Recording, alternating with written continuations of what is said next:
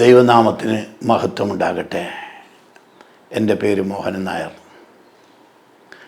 ഞാൻ കണ്ണൂർ ജില്ലയിൽ കൂത്തുപറമ്പിനടുത്ത് ചിറ്റാരപ്പുറം എന്ന കൊച്ചു ഗ്രാമത്തിൽ 1962 ജൂൺ മാസം 2-ാം തീയതി കണ്ണൻ നമ്പ്യാർ ലക്ഷ്മി അമ്മ ദമ്പതികളുടെ മകനായും 10 മക്കളിൽ 3-ാമനായി ജന്മം കൊണ്ടു. എൻ്റെ പിതാവ് ജന്മന ഒരു കൈയില്ലാത്ത ഒരു മനുഷ്യനായിരുന്നു. അതുകൊണ്ട് എൻ്റെ പിതാവിന് 10 മക്കൾ ജനിച്ചപ്പോൾ ഞങ്ങളുടെ ഭവനത്തിലെ ദാരിദ്ര്യം പറഞ്ഞറിയിക്കുവാൻ കഴിയാത്തവണ്ണം ബീഭത്സമായിരുന്നു. ഒരു നേരത്തെ ആഹാരം പോലും തരുവാൻ ഞങ്ങളുടെ മാതാപിതാക്കൾക്ക് വളരെ പ്രയാസപ്പെടേണ്ടി വന്നു. കാരണം ഒരു കൈയില്ലാത്ത മനുഷ്യന് 10 മക്കളെ പോറ്റിയെടുക്കുക എന്നുള്ളത് എത്ര പ്രയാസകരമായ കാര്യമാണെന്ന് കേൾവിക്കാരവർക്ക് നന്നായിട്ടറിയാം. യഥാർത്ഥത്തിൽ ഈ കഷ്ടതയുടെ നാളുകളിൽ ദാരിദ്ര്യവും ദുഃഖങ്ങളും ബുദ്ധിമുട്ടുകളും പ്രയാസങ്ങളും നിരാശയും നിറഞ്ഞതായിരുന്നു എൻ്റെ ശൈശവവും കൗമാരവും പ്രായങ്ങൾ കടന്നുപോയത്. എന്നാൽ ഞങ്ങൾ ഈശ്വരഭക്തരായിരുന്നു. ഒരു നായർ തറവാട്ടിൽ ജനിച്ചു വളർന്ന് ഞങ്ങളുടെ ഭവനത്തിൽ അനേക ദൈവങ്ങളെ സേവിക്കുകയും പൂജാതി കർമ്മങ്ങളും മന്ത്രതന്ത്രാദികളും ചെയ്യുന്ന ഒരു ഭവനമായിരുന്നു. ഞങ്ങൾക്ക് തന്നില്ലെങ്കിലും ദൈവങ്ങളെ തൃപ്തിപ്പെടുത്തുവാൻ മാതാപിതാക്കൾ ആവത് പൂജയും കർമ്മങ്ങളും ചെയ്തുകൊണ്ടിരുന്നു. ദാരിദ്ര്യത്തിൻ്റെ ഒക്കെയും നടുവിലാണെങ്കിലും ദൈവങ്ങൾക്ക് ബുദ്ധിമുട്ട് വരരുത് എന്ന ചിന്തയിലായിരുന്നു കുടുംബ പശ്ചാത്തലത്തിലെ ജീവിതചര്യ. പക്ഷെ ഇതുകൊണ്ടൊന്നും ഞങ്ങൾക്ക് സമാധാനമുണ്ടായിരുന്നില്ല, ഇതുകൊണ്ടൊന്നും ഞങ്ങൾക്ക് സ്വസ്ഥതയുണ്ടായിരുന്നില്ല. അനേക മനുഷ്യർക്കും അനേക വിഭാഗം മനുഷ്യർക്കും അവരുടെ നല്ല നാളുകളെന്ന് പറയുന്ന ഓണം, വിഷു, ഇന്നിത്യാദി തുടങ്ങിയുള്ള പെരുന്നാളുകൾ, ഇതൊക്കെ ഇങ്ങനെയുള്ള കാലത്ത് സന്തോഷകരമായൊരു ജീവിതമുണ്ടാകും. ഞങ്ങളുടെ ഭവനത്തിൽ അതും ഉണ്ടായിരുന്നില്ല. കാരണം എന്തെങ്കിലും കാരണത്താൽ മാതാപിതാക്കൾ തങ്ങൾ വഴക്കാകും. അങ്ങനെ ഞങ്ങളുടെ ഓണവും വിഷുവും ഞങ്ങൾക്ക് കണ്ണുനീരിലാവും. എൻ്റെ ശൈശവവും കൗമാരവും ഇത്തരത്തിൽ ദാരിദ്ര്യത്തിലും ദുഃഖത്തിലും കഴിഞ്ഞു പോയെങ്കിലും ഞാൻ ചെറുപ്പം മുതൽ ഒരു ഈശ്വരാന്വേഷിയായിരുന്നു, ഒരു ദൈവത്തെ അന്വേഷിക്കുന്നവനായിരുന്നു. പക്ഷെ ദൈവം എവിടെയാണെന്ന് എനിക്ക് യാതൊരു എത്തും പിടിയും കിട്ടുന്നില്ല. ഞാൻ പലതിനെയും നിരീക്ഷിച്ചു നോക്കി, പരീക്ഷിച്ചു നോക്കി. ഞാൻ പല കാവുകളിലും അമ്പലങ്ങളിലും അതേസമയം പള്ളിപ്പെരുന്നാളിനും പല മതങ്ങളുടെ പല പരിപാടിക്കും പോയിക്കൊണ്ടിരുന്നു. പക്ഷേ ഒരാശ്വാസത്തിന് പകരം ദുഃഖങ്ങളല്ലാതെ ഒരിക്കലും ലഭ്യമായില്ല. എൻ്റെ യൗവനത്തിലേക്ക് പ്രവേശിച്ചപ്പോൾ കഠിനാധ്വാനത്തിൽ കൂടെ ദാരിദ്ര്യത്തിന് പരിഹാരം വരുത്തുവാൻ ഞാൻ രാവും പകലും പലപ്പോഴും ജോലി ചെയ്തു. പകൽ മാത്രമല്ല, രാത്രിയും ജോലി ചെയ്തു. കാരണം ജീവിതത്തിൻ്റെ രണ്ടറ്റം കൂട്ടിമുട്ടിക്കുവാൻ കഠിനാധ്വാനം ചെയ്യുകയല്ലാതെ മറ്റു പോംവഴി ഉണ്ടായിരുന്നില്ല. ഇടക്കാലം കൊണ്ട് എൻ്റെ പിതാവ് ശരീരം ഒരു വശം വാതരോഗത്താൽ തളർന്നവനായി കിടപ്പിലും കൂടെ ആയപ്പോൾ ഞങ്ങളുടെ കഷ്ടതയും ഞങ്ങളുടെ ദാരിദ്ര്യവും ഞങ്ങളുടെ ദുഃഖവും ഞങ്ങളുടെ പ്രയാസങ്ങളും വലുതായിരുന്നു.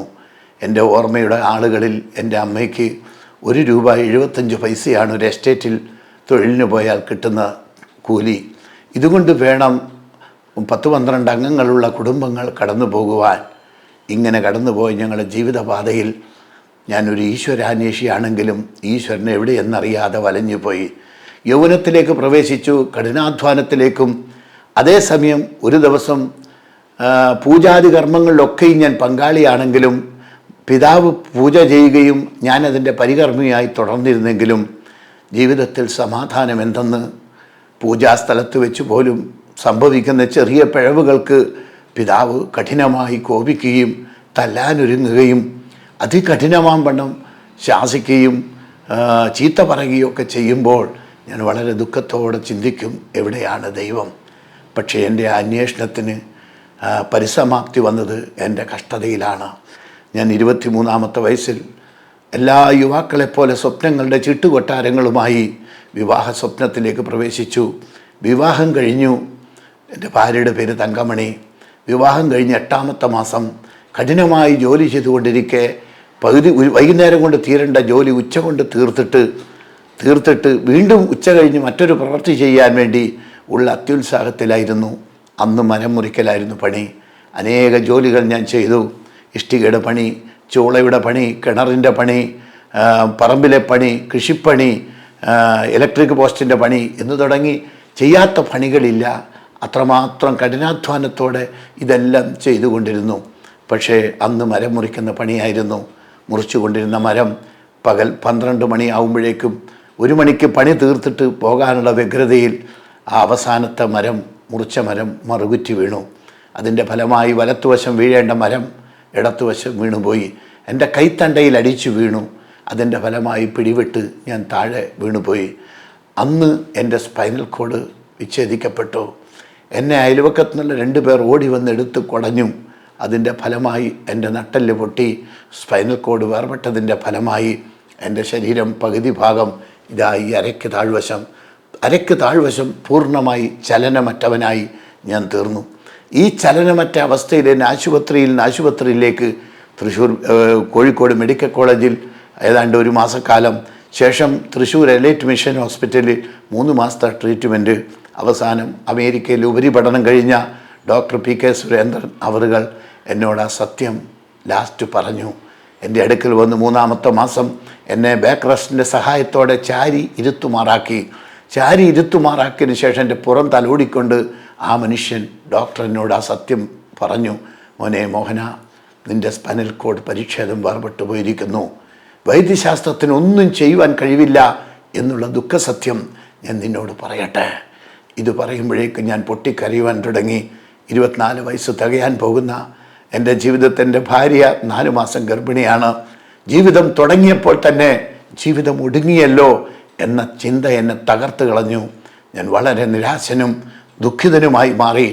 അന്ന് തന്നെ ആ കരച്ചിൽ, അവിടെ നിന്ന് ആരംഭിച്ച കരച്ചിൽ, ഞാൻ ഡോക്ടറെ കെട്ടിപ്പിടിച്ച് കരഞ്ഞിട്ട് പറഞ്ഞു, ഡോക്ടർ എന്നെ കൈവിടരുത്, എന്നെ ഉപേക്ഷിക്കരുത്, എവിടെയെങ്കിലും കൊണ്ടുപോയാൽ ഞാൻ രക്ഷപ്പെടുമെങ്കിൽ പറഞ്ഞു തരണം. അല്പസമയം എല്ലാവരും, കൂടെയുള്ള ജ്യേഷ്ഠനും അളിയന്മാരും എല്ലാം മൗനത്തിലായി. അല്പസമയം കഴിഞ്ഞപ്പോൾ ഞാൻ ഡോക്ടർ നെഞ്ചോട് ചാഞ്ഞ് കരഞ്ഞുകൊണ്ടിരിക്കുകയാണ്. ഡോക്ടറുടെ കണ്ണിൽ നിന്ന് അല്പസമയം കഴിഞ്ഞപ്പോൾ തൻ്റെ കണ്ണിൽ നിന്ന് കണ്ണുനീർ എൻ്റെ കഴുത്തിലേക്ക് ഇറ്റി വീഴുന്നത് കണ്ടപ്പോൾ അന്നെനിക്ക് മനസ്സിലായി. ഡോക്ടറുടെ മുഖത്തേക്ക് ഞാൻ ദയനീയമായി നോക്കി. കണ്ണടയുടെ ഉള്ളിൽ നിന്ന് കണ്ണുനീർ ഒഴുകി വരുന്ന കാഴ്ച എന്നെ വളരെ വേദനിപ്പിച്ചു. ഇനി എനിക്ക് രക്ഷയില്ലെന്നും വൈദ്യശാസ്ത്രം എന്നെ കൈവിട്ടുവെന്നും ഡോക്ടർമാരെന്നെ തള്ളിക്കളഞ്ഞു എന്ന് മനസ്സിലായപ്പോൾ മുതൽ ഞാൻ നിരാശയുടെ പടുകുഴിയിലേക്ക് ചെന്ന് വീണുപോയി. നിരാശയുടെ പടുകുഴിയിൽ വീണ് എൻ്റെ ജീവിതത്തിൽ ഞങ്ങളൊരു ദരിദ്ര ഭവനമാണെന്ന് ഞാൻ പറഞ്ഞുവല്ലോ. ആ ദരിദ്ര ഭവനത്തിൽ അന്ന് പുല്ലുമേഞ്ഞ ഭവനമാണ് ഞങ്ങൾക്കുള്ള ഭവനം. ഒരു ഓടുവെച്ച ഭവനം പോലുമല്ല. കാരണം ആ കാലഘട്ടത്തിൽ ധാരാളം ഭവനങ്ങൾ ഓലയും പുല്ലും കൊണ്ട് മേഞ്ഞ കൊച്ചു ഭവനങ്ങളാണ്. ഇന്നത്തെ പോലെ കോൺക്രീറ്റോ മറ്റു കാര്യങ്ങളൊന്നോ അന്ന് ആ ദേശത്തിൽ എത്തിയിട്ട് തന്നെയില്ല. മാത്രമല്ല, ഈ കഷ്ടതയുടെ നാളുകളിൽ ഞാൻ കിടക്കയിലേക്ക് പറ്റി. ആശുപത്രിയിൽ നിന്ന് ഉപേക്ഷിച്ചപ്പോൾ എൻ്റെ വീട്ടിൽ എന്നെ കൊണ്ടുവന്ന് കിടത്തി. വീട്ടിലൊട്ടും സൗകര്യമില്ലാത്തൊരു ഭവനമാകയാൽ ഞാൻ നടക്കുന്ന സമയത്ത് ഞാൻ കുടുംബം ആരംഭിച്ചത് ഞങ്ങളുടെ പറമ്പിൽ തന്നെ ഒരു കൊച്ചു ഷെഡ് വെച്ചാണ്. ആ ഷെഡിൽ എന്നെ കൊണ്ട് കിടത്തി. മലമൂത്ര വിസർജനങ്ങൾ പോലും പോകുന്നതറിയാത്ത ഒരവസ്ഥയിലായിപ്പോയ എൻ്റെ ജീവിതത്തിൽ ഞാൻ നിരന്തരമായി കരഞ്ഞുകൊണ്ടിരുന്നു. എന്നെ നാട്ടുകാർ കാണുവാൻ വരും. കണ്ണൻ നമ്പ്യാരുടെ മകൻ മോഹനൻ ഇങ്ങനെ തളർന്നു പോയി എന്ന് കേട്ടപ്പോൾ അവൻ മരിച്ചു പോകുന്ന മുമ്പേ ഒന്ന് കാണാം എന്ന് വിചാരിച്ച് അനേക നാട്ടുകാർ എന്നെ, അമ്മമാർ, സഹോദരിമാർ, ദേശവാസികൾ, ജനതകൾ, ജാതി മതവർണ്ണ വ്യത്യാസമില്ലാതെ അനേകർ എന്നെ കാണുവാനായിട്ട് വന്നുകൊണ്ടിരുന്നു. അങ്ങനെ വന്നുകൊണ്ടിരുന്നപ്പോൾ യഥാർത്ഥത്തിൽ ഞാൻ നിരാശയിലാണ്, ഞാൻ ദുഃഖിതനാണ്, ഞാൻ അസ്ഥി പഞ്ചരമായി മാറി. ഞാൻ കിടക്കയോട് പറ്റി ആ ദയനീയ സ്ഥിതിയിൽ കിടക്കുമ്പോൾ വരുന്നവരൊക്കെ എന്നെ കണ്ട് എൻ്റെ ദയനീയ സ്ഥിതി കണ്ട് വൈദ്യശാസ്ത്രം തള്ളിയ വിവരമറിഞ്ഞ് ജീവിതകാലം മുഴുവനും ഒരു നല്ല കുട്ടിയായി ജീവിക്കുവാൻ ആഗ്രഹിച്ച എൻ്റെ ജീവിതത്തിൽ പാകപ്പിഴകൾ ഒരുപാട് സംഭവിച്ചിട്ടുണ്ടെന്ന് പിൽക്കാലം എനിക്ക് മനസ്സിലായി. എങ്കിലും അന്ന് എൻ്റെ ദയനീയ സ്ഥിതി കണ്ട് വന്നവരും കണ്ടവരും കേട്ടവരും എന്നെക്കുറിച്ച് പരിതപിച്ചു, കരഞ്ഞു, നിലവിളിച്ചു, ദുഃഖിച്ചു പോയി കളഞ്ഞു. യഥാർത്ഥത്തിൽ ആ കിടപ്പിൽ 3 മാസം എൻ്റെ സ്വന്തം ഭവനത്തിൽ മാതാപിതാക്കളോടുകൂടി ആയിരുന്നപ്പോൾ 3 മാസം കൊണ്ട് അവരും മടുത്തു തുടങ്ങി. ഞങ്ങൾ ഹിന്ദുക്കൾ ചെയ്യുന്നൊരു പ്രവൃത്തിയുണ്ട്. കഷ്ടതയും ദുരിതങ്ങളും ദുഃഖങ്ങളും വരുമ്പോൾ ഞങ്ങൾ പ്രശ്നക്കാരുടെ അടുക്കലേക്ക് പോകും. പ്രശ്നക്കാർ എന്തു പറയുന്നുവോ അതാണ് ഞങ്ങളുടെ ജീവിതത്തിൽ അടുത്ത സ്റ്റെപ്പ് എടുക്കുന്നത്. അപ്പോൾ പ്രശ്നക്കാർ പറഞ്ഞു, ആരോ കൂടോത്രം ചെയ്തതിൻ്റെ ഫലമായിട്ടാണ്, ക്ഷുദ്രപ്രവൃത്തി ചെയ്തുകൊണ്ടാണ് ഇങ്ങനെ സംഭവിച്ചതെന്ന് പറയുവാനിടയായി. അതിൻ്റെ ഫലമായി എൻ്റെ പിതാവ് ഈ വീട്ടിലെ കാര്യം നോക്കാൻ കഴിയുന്നില്ലെങ്കിലും ഈ ബ്രാഹ്മണന്മാരെ കൂട്ടിക്കൊണ്ടുവന്ന് ചെലവ് ചെയ്ത് അദ്ദേഹം ഇതിനുള്ള പ്രതിവിധികൾ ചെയ്യുവാൻ തുടങ്ങി. പലതരം ഹോമങ്ങൾ നടത്തുവാൻ തുടങ്ങി. അങ്ങനെ രാവും പകലുമെന്നില്ലാതെ ഹോമങ്ങളും അതിനുള്ള ശേഷക്രിയകളുമായി കാര്യങ്ങൾ ചെയ്തുകൊണ്ടിരിക്കെ എനിക്ക് സമാധാനമില്ല, എനിക്ക് സ്വസ്ഥതയില്ല, എനിക്ക് ഉറക്കമില്ല. 8 മാസമായി കഷ്ടതയിലായി കഴിഞ്ഞതിന് ശേഷം ആശുപത്രിയിൽ നിന്ന് അത്യാവശ്യം ഉറക്കഗുളിക തന്നിട്ട് ഉറക്കി. പക്ഷേ വീട്ടിൽ വന്നപ്പോൾ എൻ്റെ ചിന്തയ്ക്ക് അതിരില്ലാതെയായി. രാവും പകലും ഞാൻ ചിന്തിക്കുകയാണ്, തികച്ചും നെഗറ്റീവാണ്. ഇനി എൻ്റെ സ്ഥിതി എന്താകും? എൻ്റെ ഭാര്യയുടെ സ്ഥിതി എന്താകും? എൻ്റെ കുഞ്ഞ് ജനിക്കുമോ? എന്നെ മുമ്പോട്ട് എങ്ങനെ നയിക്കപ്പെടും? ഞാൻ എങ്ങനെ ജീവിക്കും? ഞാൻ എങ്ങനെ മുൻപോട്ട് പോകും? ഒരു ദരിദ്ര ഭവനത്തിൽ പകുതി തളർന്നു പോയ ഒരു മനുഷ്യനായി ദിനചര്യകൾ പോലും ചെയ്യുവാൻ നിർവാഹമില്ലാത്തൊരു മനുഷ്യൻ എങ്ങനെ മുൻപോട്ട് പോകും? ആയിരക്കണക്കിന് ചിന്തകൾ കൊണ്ട് ഞാൻ വലഞ്ഞു. രാത്രിയാമങ്ങൾ ഞാൻ കരഞ്ഞു, ഒരുപാട് കരഞ്ഞു. പലപ്പോഴും തലയണകൾ നനഞ്ഞിട്ട് മറച്ചു വെക്കേണ്ടി വന്നു. ഇങ്ങനെ കരഞ്ഞുകൊണ്ടിരിക്കുമ്പോഴും എനിക്ക് ആശ്വാസമില്ല. ഞാൻ ദൈവങ്ങളെയൊക്കെയും പിന്നെയും വിളിച്ച് കരയുവാൻ തുടങ്ങി. ഞാൻ അറിയപ്പെട്ട അനവധി ഹൈന്ദവ മതത്തിലെ ദൈവങ്ങളെ വിളിച്ച് കരയുവാൻ തുടങ്ങി. പ്രിയമുള്ളവരെ, എൻ്റെ ജീവിതം വളരെ ദുസ്സഹമായി മാറി. എനിക്ക് ജീവിക്കാൻ ആശയില്ലാതായി. ഞാൻ ഈ 8 മാസം കൊണ്ട് വീണ് കിടന്നതിന് ശേഷം 8 മാസം കൊണ്ട് നിരാശനായി, നിരീശ്വരനായി തീർന്നു. ദൈവമില്ല എന്ന് പുലമ്പുന്ന അവസ്ഥയിലെത്തി. കാരണം ഒരു ദൈവങ്ങളും ആശ്വസിപ്പിക്കാനില്ല. ഞാൻ എത്രയെത്ര ക്ഷേത്രങ്ങളിൽ മുൻപ് പോയിട്ടുള്ളതാണ്. അറിയപ്പെട്ട ദൈവങ്ങളെ ഒക്കെയും ഞാൻ വിളിച്ച് കരഞ്ഞതാണ്. പക്ഷെ ഒരു ദൈവങ്ങളും എന്നെ ആശ്വസിപ്പിക്കാനില്ല. രാത്രിയാമങ്ങളിൽ ദുസ്വപ്നങ്ങളല്ലാതെ മറ്റൊന്നും എനിക്ക് കാണാനില്ല. അല്പം ഒന്ന് ഉറങ്ങാമെന്ന് വിചാരിച്ച് തളർന്ന് മയങ്ങിക്കിടക്കുമ്പോൾ ദുസ്വപ്നങ്ങൾ കാണും. അതോടുകൂടെ ഞെട്ടി ഉണരും. അതോടുകൂടെ പിന്നെ ഉറക്കം വരികയില്ല. ഇങ്ങനെ 8 മാസം ഒരുപോലെ കണ്ണടയ്ക്കുവാൻ കഴിയാതെ ദുരിതമനുഭവിക്കുമ്പോഴാണ് എൻ്റെ ജീവിതത്തിലെ ടേണിംഗ് പോയിന്റ് എൻ്റെ ജീവിതത്തിൽ സംഭവിക്കുന്നത്. അതാണ് എൻ്റെ ജീവിതത്തിലെ ഏറ്റവും വലിയ വഴിത്തിരിവായി മാറിയത്. അങ്ങനെ മരണം കാത്തു കിടക്കുന്ന എൻ്റെ ജീവിതത്തിൽ മാതാപിതാക്കൾ എന്നെ ഉപേക്ഷിച്ചു.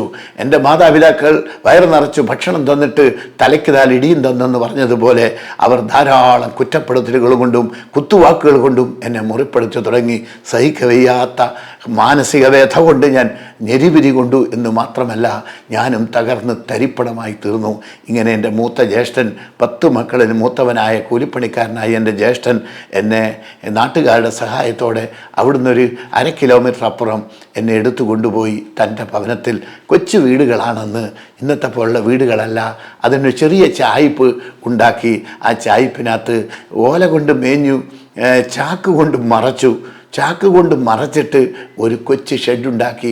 എന്നെ കൊണ്ടുപോയ കട്ടിലടക്കം ആ ഷെഡിൽ, ആ ചായ്പിൽ എന്നെ കിടത്തി. അവിടെയും എനിക്ക് സമാധാനമില്ല. എനിക്ക് നിരാശയും ദുഃഖവും തന്നെയാണ്. കുറച്ച് ദിവസം കഴിഞ്ഞപ്പോഴേക്കും ഞാൻ അവിടുന്നും വളരെ വ്യഥയിലും, വീട്ടുകാർ പലതും പറയുകയും ചെയ്യുകയും ചെയ്തതിൻ്റെ ഫലമായി ഞാൻ അവിടുന്ന് നിരാശപ്പെട്ട് ദുഃഖിച്ച് കരയുവാൻ തുടങ്ങി. പ്രിയമുള്ളവരെ, ഇങ്ങനെ സംഭവിക്കുമ്പോൾ ഞാൻ എൻ്റെ പിതാവിൻ്റെ വീട്ടിൽ നിന്ന്, ആ ഷെഡിൽ നിന്ന് പോരുന്നതിന് മുമ്പ് ഒരു സംഭവം ഉണ്ടായി. ആ സംഭവമാണ് എൻ്റെ ജീവിതത്തിൻ്റെ ഏറ്റവും പരമപ്രധാനമായ പോയിൻ്റ്. എന്നെ കാണുവാൻ നാട്ടുകാർ വരുന്ന കൂട്ടത്തിൽ ഒരു ബേബിച്ചേട്ടൻ എന്ന ഒരു മനുഷ്യനും കൂടെ എന്നെ കാണുവാൻ വന്നു. അദ്ദേഹം എന്നെ കാണുവാൻ വന്നപ്പോൾ ഞാൻ അദ്ദേഹത്തോട് പറഞ്ഞു, മോനെ എന്തുണ്ട് വിശേഷം, സുഖമായിരിക്കുന്നുവോ എന്ന് ചോദിച്ചപ്പോൾ ഞാൻ പറഞ്ഞു, എന്തു സുഖം ബേബിച്ചേട്ടാ, പകുതി മരിച്ചവനായ മനുഷ്യന് എന്തു സുഖം, ദൈവത്തോട് പ്രാർത്ഥിക്കുമോനെ, ദൈവം എല്ലാത്തിനും മതിയവനാണ് എന്ന് പറഞ്ഞു. ഞാൻ പറഞ്ഞു, ദൈവത്തോടോ? ഞാൻ ഏറിയ ദൈവങ്ങളോട് പ്രാർത്ഥിച്ചു. ഞാനിപ്പോൾ നിരാശനാണ്. ഞാൻ നിരീശ്വരവാദിയായി മാറിയിരിക്കുന്നു. എനിക്ക് ദൈവമുണ്ടെന്ന് വിശ്വാസമില്ല. അദ്ദേഹം പറഞ്ഞു, മോനെ അങ്ങനെ പറയരുത്, ദൈവമില്ല എന്ന് പറയരുത്. ദൈവമുണ്ട്. സാക്ഷാൽ സത്യദൈവത്തെ നീ ഇന്ന് വരെ അറിഞ്ഞില്ല. നീ ആശ്രയിച്ച പലതും വ്യാജമാണെന്നും മിഥ്യയാണെന്നും നിനക്ക് മനസ്സിലായി. പക്ഷേ അതിനപ്പുറം ഒരു സത്യദൈവമുണ്ട്. ആരാണ് ദൈവം? ആ മനുഷ്യൻ ആമുഖമൊന്നും കൂടാതെ ഇങ്ങനെ മറുപടി പറഞ്ഞു, കർത്താവായ യേശു ക്രിസ്തുവാണ് ആ ദൈവം. ഇത് കേട്ട പാതി കേൾക്കാതെ പാതി എനിക്ക് അദ്ദേഹത്തോട് പുച്ഛമാണ് തോന്നിയത്. കാരണം ഒരു ഹൈന്ദവനായി ഒരു നായർ തറവാട്ടിൽ ജനിച്ചു വളർന്നെൻ്റെ ജീവിതത്തിൽ ഏറിയ ദൈവങ്ങളെ സേവിച്ചു വന്നെൻ്റെ ജീവിതത്തിൽ ഞാൻ കേട്ടിട്ടുള്ളത് 30 കോടി ദൈവങ്ങളുണ്ടെന്നാണ് ഹൈന്ദവ മതത്തിൽ. അതിൽ അറിയപ്പെട്ട ദൈവങ്ങളെല്ലാം ഞാൻ വിളിച്ചു കഴിഞ്ഞു.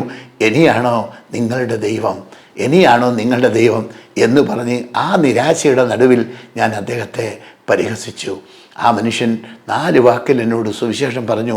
മോനെ, പാപികളെ രക്ഷിപ്പാൻ ലോകത്തിൽ വന്ന ഏക രക്ഷിതാവാണ് യേശുക്രിസ്തു.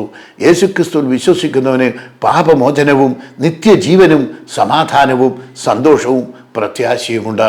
ദൈവം അനുവദിച്ചാൽ നിനക്ക് സൗഖ്യം തരാനും ദൈവം മതിയാവനാണ്. ഞാൻ അത്രയും കേട്ടപ്പോഴേക്കും അടുത്തു.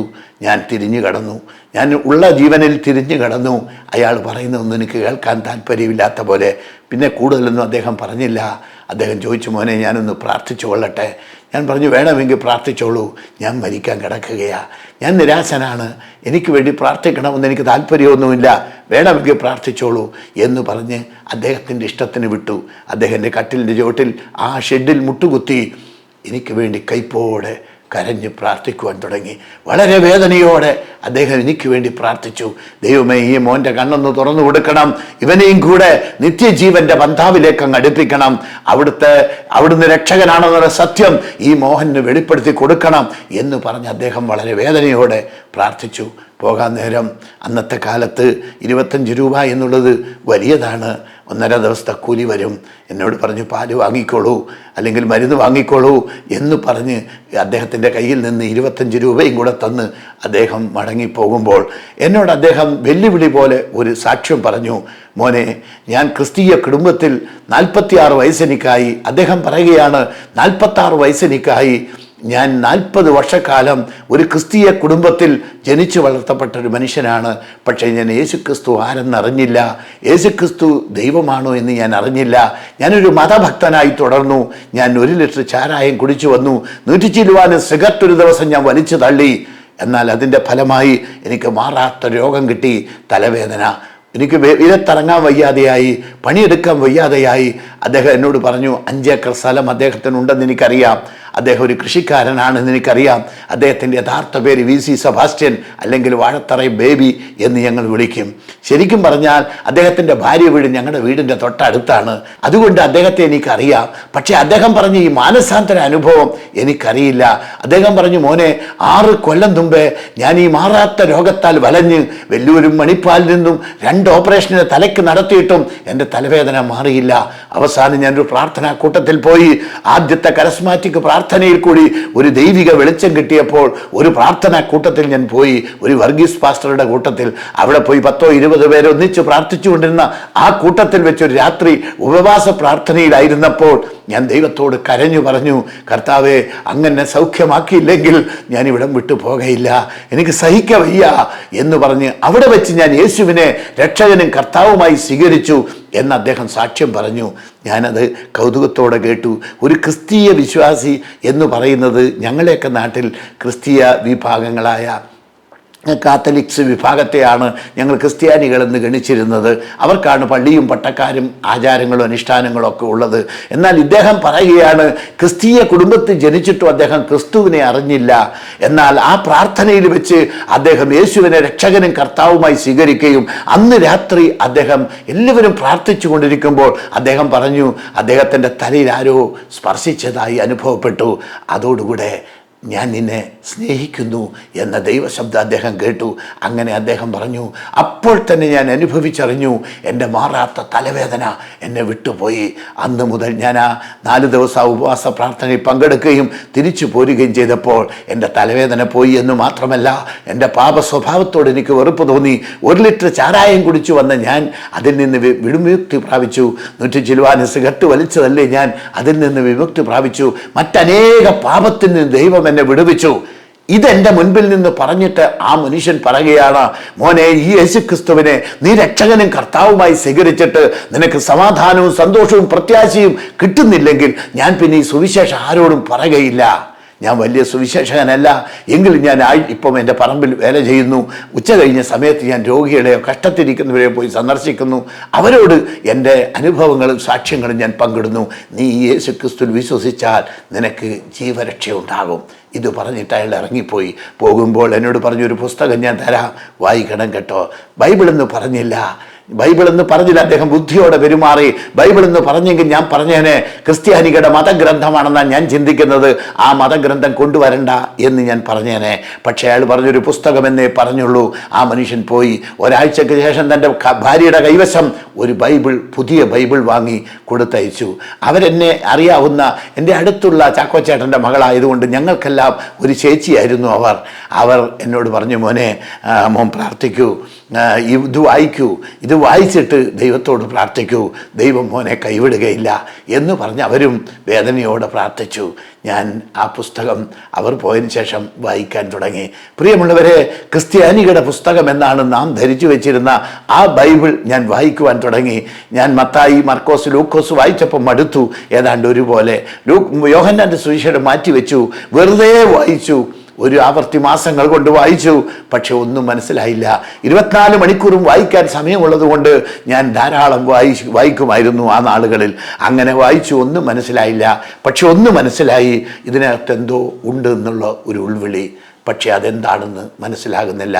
ദൈവത്തെ അറിയാതെ വിഗ്രഹങ്ങളെ സേവിച്ചിരുന്ന എൻ്റെ ജീവിതത്തിൽ ഏറിയ അമ്പലങ്ങളിലും കാവുകളിലും കയറിയിറങ്ങി ജീവിച്ച എൻ്റെ നാളുകളിൽ തിരുവനന്തപുരത്ത് ഞാൻ കല്യാണം കഴിഞ്ഞ് ആദ്യമായി വന്നപ്പോൾ ആദ്യമായി സന്ദർശിച്ച ക്ഷേത്രം പത്മനാഭസ്വാമി ക്ഷേത്രവും ആറ്റുകോവിൽ ക്ഷേത്രവുമാണ്. ശരിക്കും പറഞ്ഞാൽ ഈ ദൈവങ്ങളെയും ക്ഷേത്രങ്ങളെയും ഒക്കെയും സന്ദർശിച്ച എൻ്റെ ജീവിതത്തിൽ യേശുക്രിസ്തു എന്ന പറയുന്ന ക്രിസ്ത്യാനികളുടെ ദൈവത്തെക്കുറിച്ച് ഒന്ന് അറിയാം എന്ന് വിചാരിച്ചു ബൈബിൾ വായിച്ചു തുടങ്ങിയതാ. ഒരു ആവർത്തി വായിച്ചിട്ടൊന്നും മനസ്സിലായില്ല. എന്നാൽ എന്തോ ഇതിനകത്തുണ്ട് എന്നുള്ളൊരു ഉൾവിളിയുടെ ഫലമായി വിട്ടുകളഞ്ഞ യോഹന്നാൻ്റെ സുവിശേഷം വായിക്കുവാൻ തീരുമാനിച്ചു. അതായത് വായിച്ചു കൊണ്ടിരിക്കുമ്പോൾ അതിൻ്റെ 14-ാമത്തെ അധ്യായം 6-ാമത്തെ വാക്യം, ഞാൻ തന്നെ വഴിയും സത്യവും ജീവനുമാകുന്നു, ഞാൻ മുഖാന്തരമല്ലാതെ ആരും പിതാവിൻ്റെ അടുക്കൽ എത്തുന്നില്ല, എന്നെ കണ്ടവൻ പിതാവിനെ കണ്ടിരിക്കുന്നു, ഞാനും പിതാവും ഒന്നാകുന്നു. ഈ വാക്യം എൻ്റെ ഹൃദയത്തിൽ സ്പർശിച്ചു.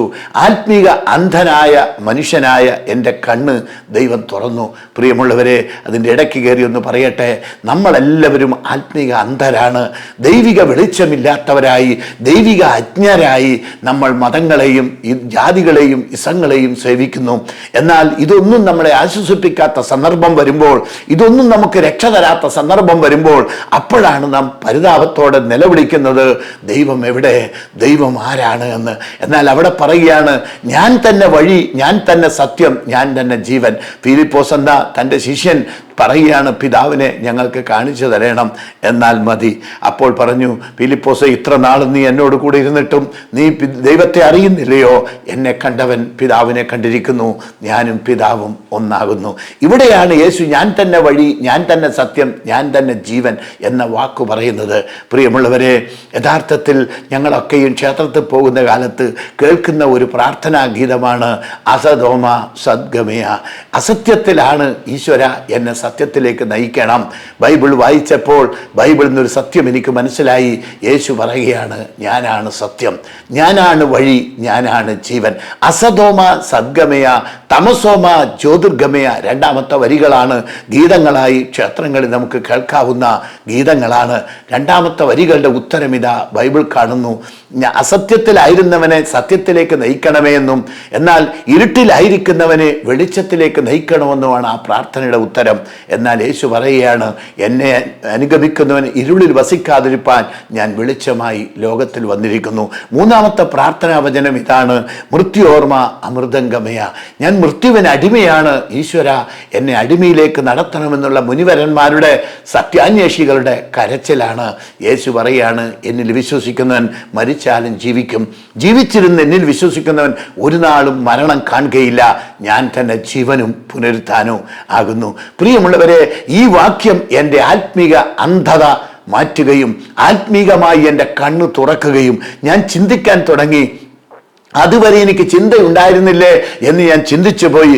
ഞാനൊരു മാറ്റപ്പെട്ട വ്യക്തിയെപ്പോലെ ഞാൻ ചിന്തിക്കാൻ തുടങ്ങി. പ്രപഞ്ചത്തെക്കുറിച്ച്, ഭൂമിയെക്കുറിച്ച്, മനുഷ്യനെക്കുറിച്ച്, ദൈവത്തെക്കുറിച്ച്, സസ്യചരാചരങ്ങളെക്കുറിച്ച്, ജീവജാലങ്ങളെക്കുറിച്ച്, ഇതിനെ സൃഷ്ടിച്ചവനെക്കുറിച്ച്, ഇതിനെ പരിപാലിക്കുന്നതിനെക്കുറിച്ച് ഒക്കെ ഞാൻ ചിന്തിക്കുവാൻ തുടങ്ങി.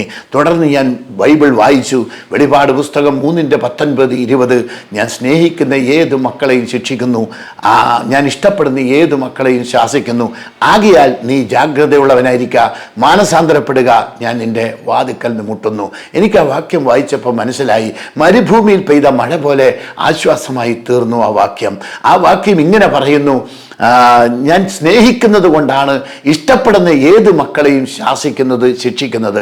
അങ്ങനെയെങ്കിൽ ഞാൻ ഇങ്ങനെ ചിന്തിച്ചു, ദൈവം എന്നെ ശാസിക്കാൻ അധികാരമുള്ളവനാണ്. പ്രപഞ്ചത്തിന് സൃഷ്ടാവുണ്ടെങ്കിൽ, ഈശ്വരനുണ്ടെങ്കിൽ, ദൈവമുണ്ടെങ്കിൽ ആ ദൈവത്തിന് എന്നെ ശിക്ഷിക്കാൻ അധികാരമുണ്ട്. കാരണം ഞാനും അറിഞ്ഞോ അറിയാതെയോ തെറ്റിപ്പോകും. ചെറുപ്പത്തിലെ മദ്യപാനമില്ല, പുകവലിയില്ല, ഒരു നല്ല കുട്ടിയായി ജീവിക്കാൻ ആഗ്രഹിച്ച് ക്ഷേത്രഭക്തനായി പൂജാതി കർമ്മങ്ങളിൽ മാതാപിതാക്കളോടുകൂടെ സഹകരിച്ച് ജീവിച്ച എൻ്റെ ജീവിതത്തിൽ 18-ാമത്തെ വയസ്സിലാണ് ഞാനൊരു ക്രിസ്തീയ കുടുംബത്തിൽ ജോലിക്ക് പോയപ്പോൾ അവിടെ നിന്ന് അല്പം ബീഫ് കഴിക്കുവാൻ അവർ നിർബന്ധിച്ചു. വേറെ കറിയൊന്നും ഉണ്ടായിരുന്നില്ല അന്ന് ഭക്ഷണത്തിന്. അപ്പോൾ അല്പം ബീഫ് കഴിച്ചപ്പോൾ, ആദ്യമായിട്ടാണ് ബീഫ് കഴിക്കുന്നത്, കുറ്റബോധം കൊണ്ട് ഞങ്ങളൊന്നും അത് കഴിക്കാറില്ല, ഞങ്ങളെ ഭവനത്തെ കയറ്റാറുമില്ല.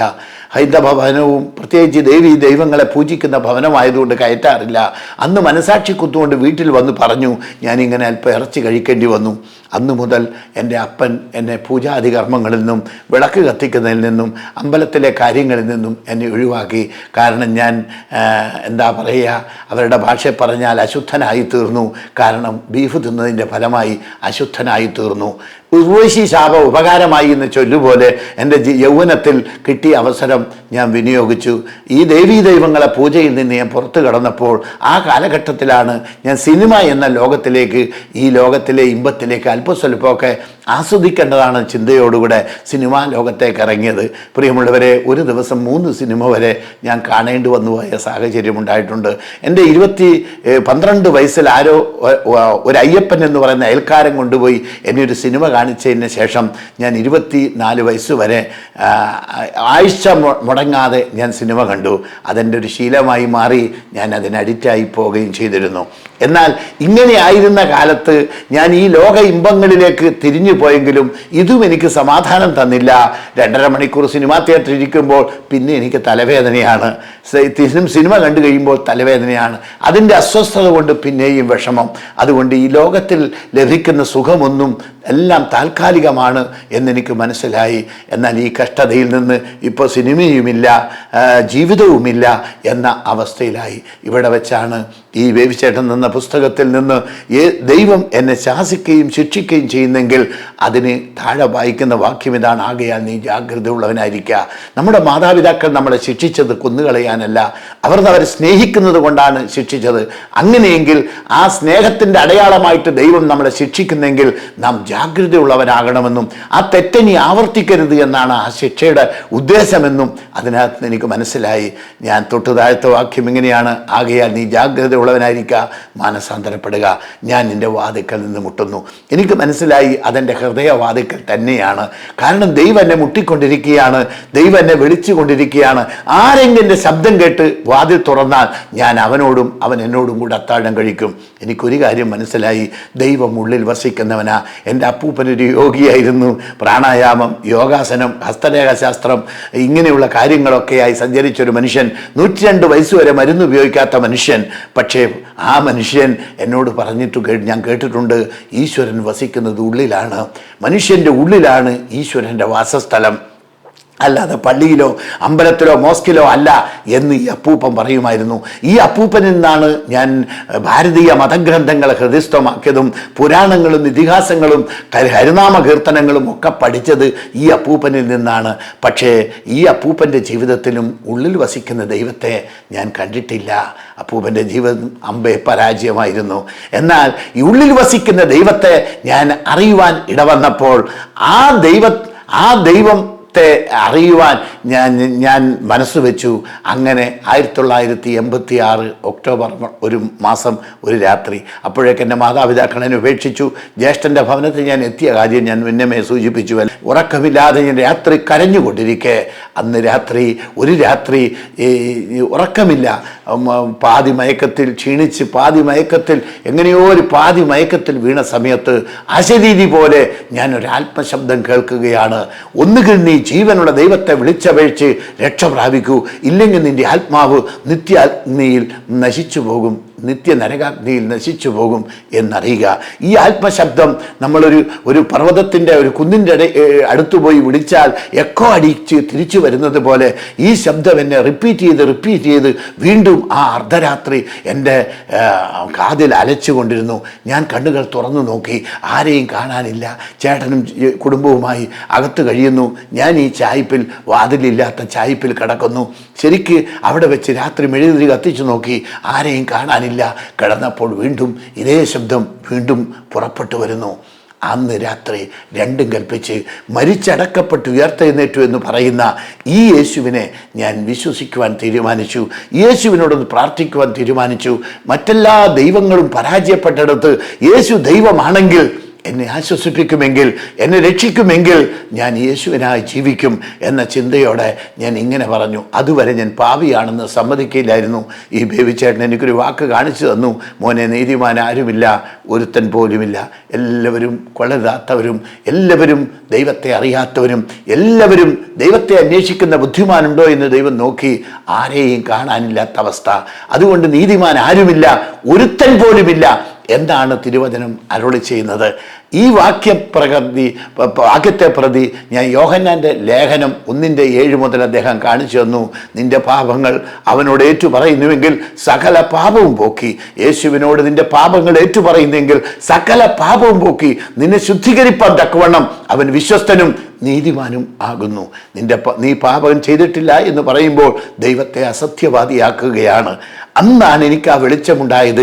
ഞാൻ അതുവരെ പറഞ്ഞുകൊണ്ടിരുന്നത് ഞാൻ പാപം ഒന്നും ചെയ്തിട്ടില്ല, ഞാൻ എന്ത് പാപമാണ് ചെയ്തത്, ഞാൻ ഒന്നും ചെയ്തിട്ടില്ല, ഞാനൊരു ദോഷവും ചെയ്തിട്ടില്ല, കള്ളുകുടിയില്ല, വീടിവലിയില്ല, കുരുത്തക്കേടില്ല, അന്ധമായ രാഷ്ട്രീയമില്ല, ഇതൊക്കെയായിരുന്നു എൻ്റെ ജൽപ്പനങ്ങൾ. എന്നാൽ അന്ന് രാത്രി എനിക്ക് മനസ്സിലായി, ഞാനും പാപത്തിൽ ജനിച്ചവനാണ്, ഞാനും പാപം ചെയ്യുന്നവനാണ്, ഞാനും പാപത്തിൽ ജീവിക്കുന്നവനാണ്. എന്നാൽ എൻ്റെ പാപത്തിന് പരിഹാരമില്ലാത്ത അവസ്ഥയിൽ ഞാൻ തുടരുകയാണ്. പ്രിയമുള്ളവരെ, ഈ അവസ്ഥയിലായിരുന്ന അന്ന് രാത്രി ഞാൻ രണ്ടും കൽപ്പിച്ച് യേശുവിനോട് പ്രാർത്ഥിക്കുവാൻ തീരുമാനിച്ചു. ആ കട്ടിലിൽ വെച്ച് ഞാൻ ഇങ്ങനെ പ്രാർത്ഥിച്ചു, യേശുവേ, അങ്ങ് പാവികളെ രക്ഷിപ്പാൻ ലോകത്തിൽ വന്ന രക്ഷിതാവാണെങ്കിൽ ഈ എന്നെയും കൂടെ രക്ഷിക്കണം എന്ന് പറഞ്ഞ് ഞാൻ പാപിയാണെന്ന് സമ്മതിക്കേണ്ട താമസം പൊട്ടിത്തകർന്നൊരു സ്ഫടികപാത്രം പോലെ ഞാൻ ഉടഞ്ഞു. 24 വയസ്സ് മുതൽ 5 വയസ്സ് വരെ എൻ്റെ ഓർമ്മ വെച്ച നാൾ വരെയുള്ള തെറ്റുകുറ്റങ്ങളെ ദൈവാത്മാവിനൊരു സ്ക്രീനിൽ, ഒരു ടെലിവിഷൻ സ്ക്രീനിൽ കാണുന്നത് പോലെ മിന്നി മറിഞ്ഞെന്നെ കാണിച്ചു. എനിക്ക് മനസ്സിലായി, പാപത്തിൻ്റെ ഒരു പർവ്വതം തന്നെ എൻ്റെ ജീവിതത്തിലുണ്ട്. അനേക രഹസ്യ പാപങ്ങൾ, അനേക പരസ്യ പാപങ്ങൾ, എൻ്റെ മനസ്സാക്ഷിയിലുള്ള പാപങ്ങൾ, ഞാൻ മനസ്സാ വാച കർമ്മണ ചെയ്തു പോയ പാപങ്ങൾ. 5 വയസ്സ് 6 വയസ്സ് 7 വയസ്സൊക്കെ ഉള്ള കാലത്ത് 10 കശുവണ്ടി അയൽവാക്കക്കാരൻ്റെ പറമ്പിൽ നിന്ന് പെറുക്കി കൊണ്ടുപോയി വിറ്റ് മുട്ടായി വാങ്ങിയതോ അല്ലെ കടലക്ക വാങ്ങിയതോ പോലും തെറ്റാണെന്ന് ദൈവാത്മാവിനെ കാണിച്ചു. അന്ന് രാത്രി രണ്ടും കൽപ്പിച്ച് ഞാൻ യേശുവിനോട് പ്രാർത്ഥിച്ചു കൊണ്ടിരുന്നപ്പോൾ 2.5 മണിക്കൂർ നേരം ഞാൻ അനുതാപത്തിൽ മുങ്ങിപ്പോയി.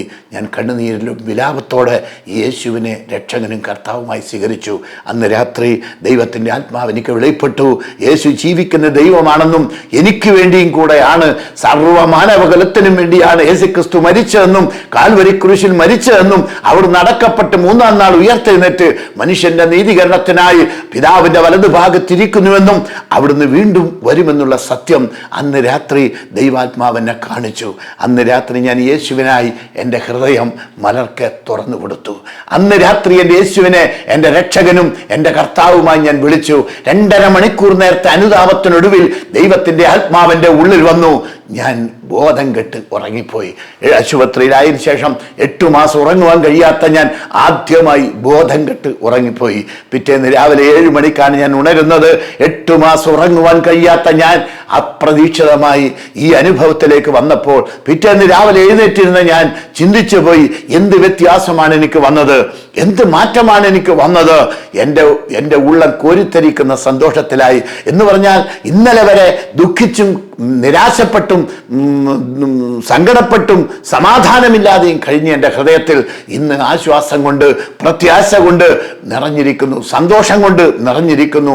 അപ്പോൾ എനിക്ക് ബൈബിളിലെ ഒരു വാക്യം ഓർമ്മ വന്നു, ഞാൻ എൻ്റെ സമാധാനം നിങ്ങൾക്ക് തന്നേച്ചു പോകുന്നു, എൻ്റെ സമാധാനം ഞാൻ നിങ്ങൾക്ക് തരുന്നു, അത് ലോകം തരുന്ന പോലെയല്ല. പ്രിയമുള്ളവരെ, ദൈവം തരുന്ന സമാധാനം സാഹചര്യം അനുകൂലമാകുമ്പോഴുള്ള സമാധാനമല്ല. നമ്മളെല്ലാം അനുഭവിക്കുന്ന സമാധാനം പലപ്പോഴും ജോലി ഉള്ളതുകൊണ്ടും, വീടുള്ളത് കൊണ്ടും, ഭാര്യ ഉള്ളത് കൊണ്ടും, കുഞ്ഞുങ്ങളുള്ളത് കൊണ്ടും, കുടുംബം ഉള്ളത് കൊണ്ടും, സാമ്പത്തികം നേരെ പോകുന്നതുകൊണ്ടും, ആരോഗ്യമുള്ളത് കൊണ്ടും ഒക്കെയാണ്. എന്നാൽ ഇത് ഏതെങ്കിലും ഒന്ന് നഷ്ടപ്പെടുമ്പോൾ നമ്മളെല്ലാം നിരാശരാണ്, ദുഃഖിതരാണ്. വൈദ്യശാസ്ത്രം കൈവിടപ്പെടുമ്പോൾ പലരും പോയി ആത്മഹത്യ ചെയ്യുകയാണ്. എന്നാൽ അന്ന് രാത്രി എൻ്റെ സാഹചര്യം എൻ്റെ അരക്ക് താഴെ തളർന്ന അവസ്ഥയിലാണെങ്കിൽ പോലും, എനിക്ക് സ്വന്തമായി ഒന്നും ചെയ്യുവാൻ കഴിയാത്ത അവസ്ഥയിലാണെങ്കിലും, യേശു എൻ്റെ ഉള്ളിൽ വന്ന നാള് ഞാൻ പറഞ്ഞു പോയി, യേശുവൻ ഉള്ളത്തിൽ വന്ന നാളിൽ എന്തു മാറ്റം വന്നുവെന്നിൽ, തന്നെ ഞാൻ ഉള്ളത്തിൽ ഏറ്റതാലേ എന്തു മോദം വന്നുവെന്നിൽ. ഞാൻ അന്ന് ആദ്യമായി എഴുന്നേറ്റിരുന്ന് പ്രാർത്ഥിച്ചു, അറിയാവുന്ന ഭാഷയിൽ പ്രാർത്ഥിച്ചു. ഒരു ഹൈന്ദവനായി എനിക്ക് യേശുക്രിസ്തുമായിട്ടോ മറ്റുള്ളവരുമായിട്ടോ ക്രിസ്ത്യാനികളുമായിട്ടോ ഒരു ബന്ധവും ഉണ്ടായിരുന്നില്ല. പക്ഷെ അറിയാവുന്ന ഭാഷയിൽ ഞാൻ ദൈവത്തോട് ഹൃദയം നൊന്ത് പ്രാർത്ഥിച്ചു. പ്രാർത്ഥിച്ചതിന് ശേഷം ഞാനൊരു പാട്ട്, ആ ബേബിച്ചേട്ടൻ തന്നൊരു കൊച്ചു പാട്ട് പുസ്തകം, ഒരു 20 പാട്ടുള്ള ഒരു ചെറിയ ന്യൂസ് ലെറ്റർ പോലത്തെ ഒന്നുണ്ടായിരുന്നു. അതിനകത്തൊരു പാട്ട് നോക്കിയപ്പോൾ എനിക്ക് രീതി കിട്ടി. എൻ പ്രിയനെന്തു മനോഹരനാം എന്ന പാട്ട്. എൻ പ്രിയനെന്തു മനോഹരനാം, താൻ പാദമെന്നുമെന്നാശ്രയമാം, ആനന്ദ അയവനനുദിനവും ആമയമകറ്റി നടത്തുമെന്നേ. എൻ പ്രിയനെന്തു മനോഹരനാ. ഈ പാട്ട് എനിക്ക് രീതി അറിയില്ലായിരുന്നു. വിശ്വാസ സമൂഹത്തെ, കൂടുതൽ പെന്തക്കോസ്ത് സമൂഹത്തെ കളിയാക്കുകയും പരിഹസിച്ചും പാരടി പാടിയിട്ടുള്ള അവസ്ഥയെ എനിക്കറിയാവൂ. പക്ഷെ അന്ന് ആത്മാർത്ഥമായി ഹൃദയത്തിൽ നിന്ന് ആ പാഠപുസ്തകത്തിൽ കണ്ട ഒരു കൊച്ചു പാട്ടിൻ്റെ രീതി ദൈവം തന്നു.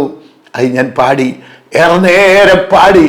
ഞാൻ ഇതിൻ്റെ വാക്യവരികളെ എനിക്ക് പാടുവാൻ കഴിവില്ല, പ്രസംഗിക്കാൻ ദൈവം കൃപ തന്നിട്ടുണ്ട്, പാടുവാൻ കഴിവില്ല.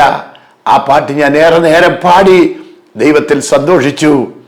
അന്ന് ഞാൻ പറഞ്ഞു പോയി, അപ്പൻ കൈവിട്ടാലും അമ്മ കൈവിട്ടാലും, ഭാര്യ അന്ന് വീട്ടുകാർ കൊണ്ടുപോയിരുന്നു. 3 വർഷത്തിന് ശേഷമാണ് തിരിച്ചു കിട്ടിയത്.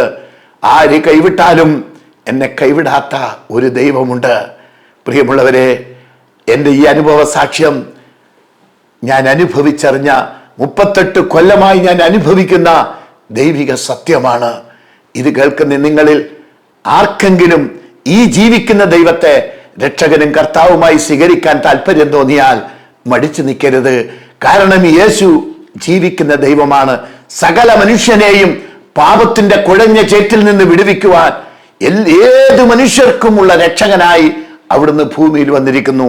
ദൈവത്തിന് ജാതിയും മതവും വർഗവും നിറവുമില്ല. ദൈവത്തിന് ആണും പെണ്ണും മാത്രമേ ഉള്ളൂ. ദൈവത്തിനൊറ്റ ജനമാണ്.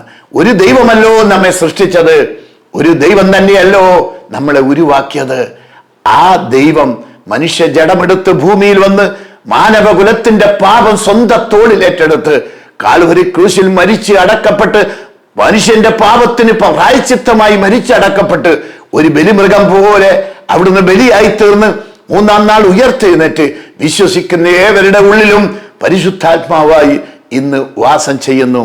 നിങ്ങൾക്കറിയാമോ, ഞാൻ ഈ സന്തോഷം അനുഭവിക്കാൻ തുടങ്ങിയിട്ട് 38 വർഷമായി. എൻ്റെ ജീവിതത്തിൻ്റെ അടുത്ത ഭാഗമാണ് ഏറ്റവും ഹൃദയസ്പർശിയമായ ഭാഗം. ആ ഭാഗം ഞാൻ തുടർന്നുള്ള സാക്ഷ്യത്തിൽ നിങ്ങളോട് പറയുന്നതായിരിക്കും.